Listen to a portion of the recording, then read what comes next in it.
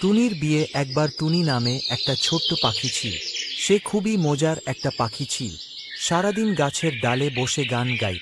একদিন সে দেখতে পেল পাশের গাছে একটা খুব সুন্দর পাখি বসে আছে।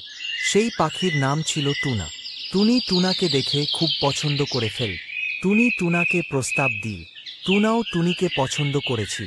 তাই তারা দুজনেই বিয়ে করার সিদ্ধান্ত নিল। তাদের বিয়েতে অনেক পাখি এল। সবাই খুব খুশি হল। তারা গান গাইল, নাচল এবং মজা করল। বিয়ের পর টুনি আর টুনা খুব সুখে থাকত। তারা সারাদিন সুন্দর বাগানে বা একটা বট গাছের ডালে। বিয়েতে কি কি খাবার ছিল? হতে পারে কিছু মিষ্টি ফল বা ছোট্ট কিছু পোকা। টুনি আর টুনার বাচ্চা হয়েছিল কি?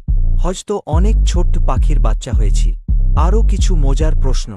তুমি কখনো কোনো পাখির বিয়ে দেখেছ? তোমার পছন্দের পাখি কোনটি? কেন? তুমি কখনো কোনো লোককথা বিশ্বাসঘাতকতা? টোনা পাখি তার প্রথম স্ত্রীকে ছেড়ে অন্য একজনকে বিয়ে করে। দ্বিমুখিতা? টোনা পাখি একই সাথে দুইজনকে ভালোবাসার চেষ্টা করে। বিপরীত ফলাফল? তার এই কাজের জন্য সে হয়তো কোনো শাস্তি পায় বা তার জীবনে অন্য কোনো জটিলতা দেখা দেয়। গল্পের সম্ভাব্য অব্যাহত।